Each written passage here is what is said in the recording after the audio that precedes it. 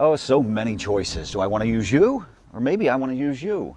It's kind of like being at the eye doctor. Which is better, A or B? Sometimes neither or neither.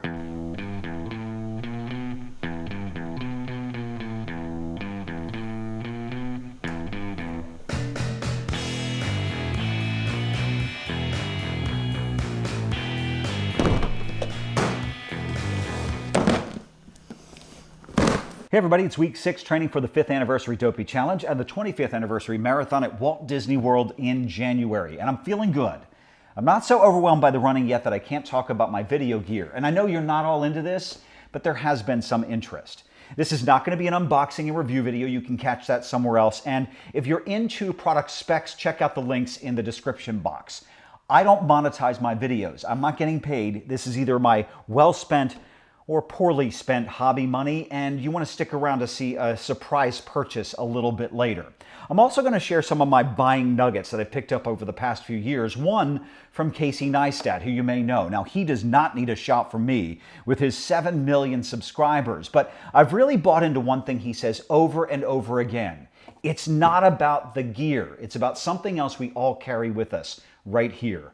Our minds, our creativity, and our imagination, pure imagination. And I'm not going to sing the entire Willy Wonka song because I don't want to scare you. But while Casey uses some of the most expensive gear money can buy, all it really takes is this, your smartphone or maybe a $50 action camera and some creativity. Now my gear falls into two categories, action cameras and stabilizers on one hand, and my mirrorless and microphones on the other. I will talk about my Sony a6300 and that setup during my midweek run. And I'm going to talk about my workhorse, the GoPro Hero 4 Silver and Feiyutech G4 a little later in the week during my 7-miler. That's really become my go-to gear. But first, because we're being hit by an unexpected tropical storm, I've got to pull out my B-team. And I can't believe I'm calling something so expensive my backup gear, but this is the combo that I go to when it rains. This is the GoPro Hero 5 Black and the Feiyutech G5. The camera had the promise of stunning 4K video, and it's delivered on that. It's got a LCD touchscreen, enhanced stereo audio, some voice control, and a waterproof body. You don't need an extra housing. As for the gimbal, it was marketed with the Hero 5 in mind. It has some new modes like a selfie mode, a joystick, and app control. It can be stuck on a tripod, and it has an 8-hour battery. It can be used for an entire marathon and blows the GoPro Karma grip out of the water. Plus, it's splash-proof for use in the rain. Hi-ho! Hey, that means it's time to go brave the elements in a tropical storm and see if we're gonna get wet. Hi-ho! Time to let you know if this combo lives up to its potential.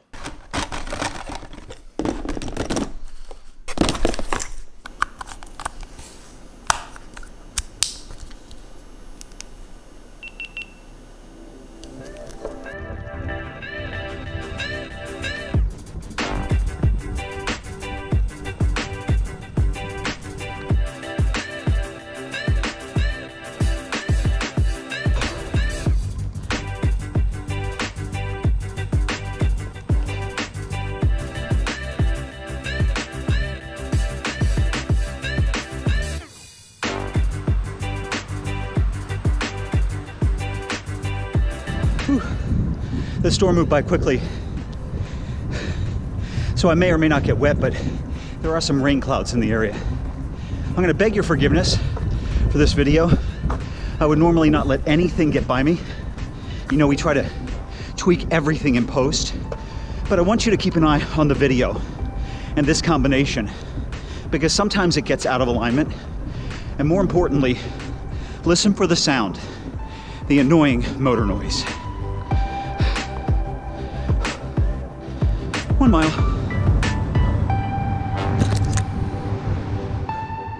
The real problem comes from the redesign because they incorporated the waterproof housing into the body of the camera. It really meant that the camera was too heavy for use with a gimbal. And then where they place those microphone holes, they're next to a motor. They also pumped up the microphone sensitivity. So what you're going to hear all the time is motor noise.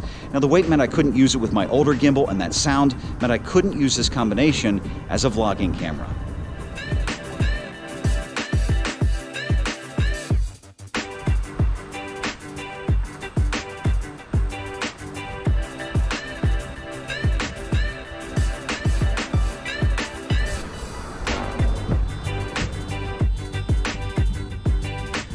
The guy saw me using this combination while I was at the Marathon Weekend Expo, and he wanted to know what I thought of it. So I gave him my honest opinion about the poor audio quality, and he said he was there representing GoPro. He didn't work for them, but he was representing them, and that action video was their focus. They weren't really worried about audio. And I think I chuckled and said, well, that's kind of funny because we don't live in 1920. This isn't the silent movie era. You can't totally fault GoPro for the problems. The gimbal manufacturers should have taken into consideration the extra weight. A quick buying tip, if you're looking to get a gimbal now or in the future, from my research, your gimbal should always start from a state of balance. If you check out my older combination, with the unit off when you hold the camera level, it will stay in place. The same can't be said for the Hero 5 G5.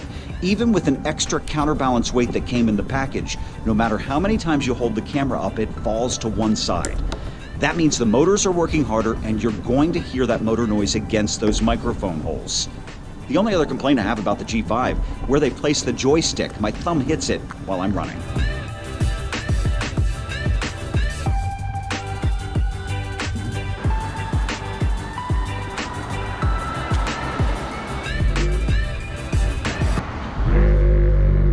Come on, really?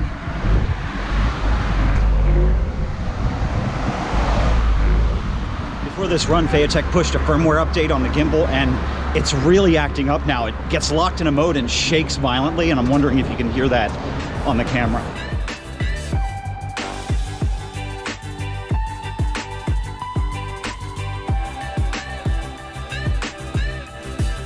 Workout complete. You rock! Another gear tip to keep in mind, something I share in common with the Everyday Dad. I really like his videos, so you want to check him out, but it's the 3 S's. First, you want steady, stable video. Get a tripod and get a gimbal. Now, we're runners. We know what it's like to search for a video on YouTube and it's shaky and it bounces up and down. Admit it, there are times you just want to kind of retch. But all's forgiven unless you can't hear them and understand them. You want to make sure that you have a good microphone. Now, I learned a few years ago that we tend to be passive viewers, and it's when we hear something interesting that we'll start to pay attention. This is one reason why I like to layer good natural sound with good quality microphone audio and a little bit of music to move the video ahead.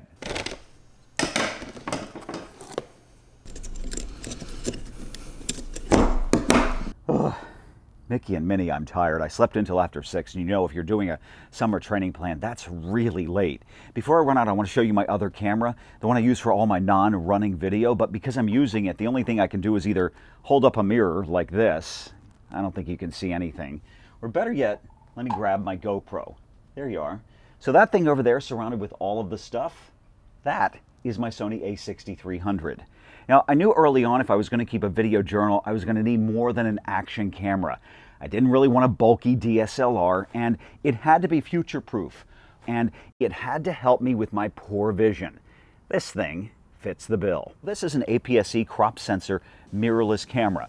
At the time I bought it, it had the most focal points and fastest focus in the industry, but more importantly, face detection and facial recognition, which is a huge help to me. It also has 4K video, which gives you a lot of options. Until recently, it would overheat all the time, even at 75 degrees, and that's every day here in Florida. Sony recently pushed out a firmware update that has seemingly fixed the problem. On the front of the camera, I have a 20mm lens and an ultra-wide converter. Around the camera, I have a small rig cage with 1/4-20 turns so you can put lots of accessories, like the Rode Video Micro, an amazing little shotgun, and the Rode Filmmakers Kit, which is a wireless lavalier system. Hey, you don't have to spend thousands on a Sennheiser. Now, along the way, I found I was having problems using the small screen, which they've improved in the latest model of this, the A6500. So I picked up an external monitor. This is an iCan 4K touchscreen monitor. It does 2 really cool things. You can actually pinch and zoom down to the pixel to see if something's in focus, or you can use focus peaking, which puts some orange shading around in-focus objects. Of course, all of those features to help me out are only as good as the settings you input, and sometimes I really struggle. It took me an hour to get 20 10-second shots just for this video. Now, I'm not going to take that with me because it's so darn bulky, and I'm actually not going to take this with me because I'd like to shave a couple of seconds off my pace.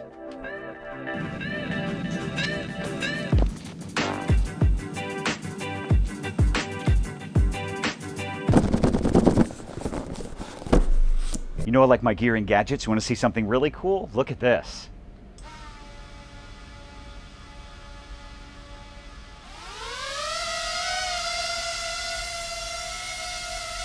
It's a camera. This is the Hover Camera Passport. I was busy uploading one of my Dopey training videos, and Kurt, who helps me edit, said, "Jared, you gotta come see this." I rushed in. He was watching one of those Saturday morning educational TV programs, and they were looking at this thing. I was so geeked out, I rushed to the computer, Googled it, looked at some YouTube videos, found it at the Apple Store, plopped down more than $500, and before you know it, we were on the way to pick it up. It checks off so many boxes. First, it's not really considered a drone because it falls under the FAA registration weight limit of 0.55 pounds. Now, that's on hold right now, the registration, because of a federal lawsuit. But this thing only weighs 242 grams. It's 0.53 pounds, and it's limited to about 40 feet, or the strength of its Wi-Fi signal. The second box, it's safe. It folds down to about the size of a small VHS tape. Some of you may remember what they look like. And it has a carbon fiber cage around the propellers, which protects them and your fingers. The third box, it's vision-proof and dummy-proof for somebody like me. And the reason is it has a one-button operation at the top. It's easy to use. Plus, the next box, it uses facial recognition and auto-tracking for running. And they do work. The final box, 4K video, which makes it future-proof, and you can crop it in editing. All of that being said, I probably should have waited. Do you want to see something really cool? Look at this.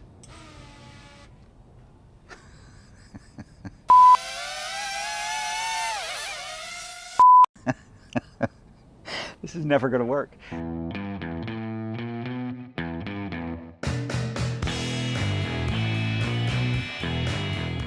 I had no problems with the app, but you may notice me running with my large Samsung tablet, and that's because it doesn't work well in dim lighting, and with the glare, I could barely see the video on a smartphone. The 360, orbiting, and runner tracking modes worked really well, and you can see that, but the facial detection left something to be desired. If you move your head too quickly one way or the other, it actually loses control, and while I could hear it in the sky, I could not see it, so grabbing this thing was a bit hard.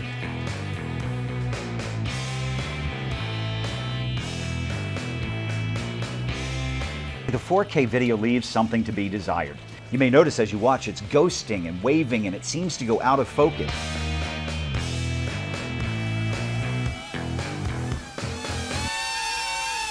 It's a camera. Look at this.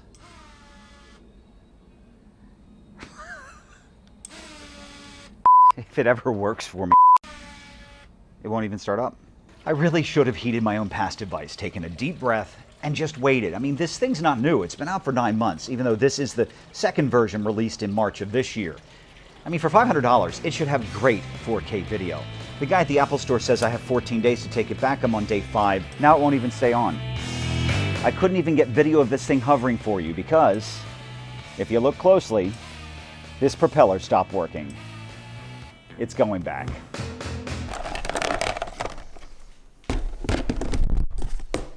Final gear tip, learn how to use it. When it comes to gimbals, they're great on steady walking shots, and I don't think they were ever intended for a 2 to 5 hour run. It puts a lot of strain on these little motors.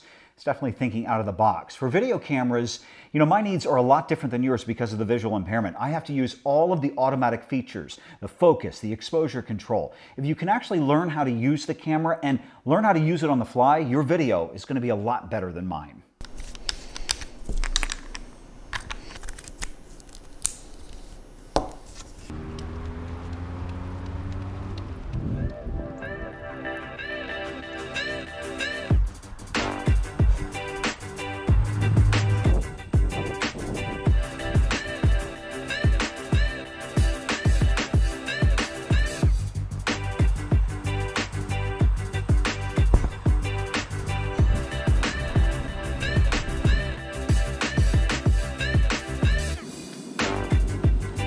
Just after 7 a.m. I'm on my 7-miler.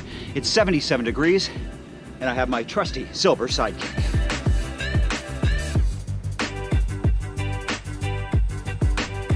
I've used it for more than 1,500 training miles. All of the races, all the race recaps you watch, they came out of this thing.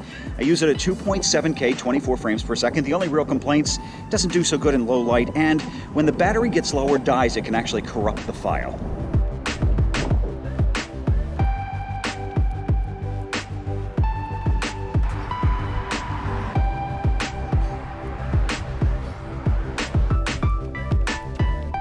I originally bought this over the 4 Black because of that little touch screen.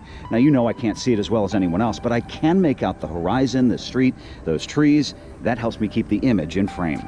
As for the Phaotech G4, what can I say? It's probably one of their best models. It only has 3 functions: lock, follow, and reverse, and it's so light. I actually kept this out for almost the entire marathon.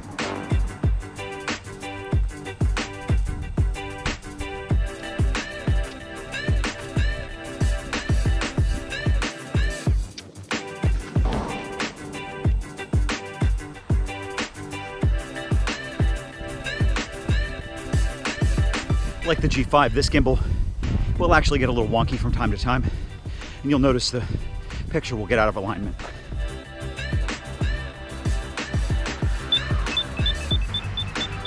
You know, they say imitation is the highest form of flattery. Hey, every day, I liked your red hat.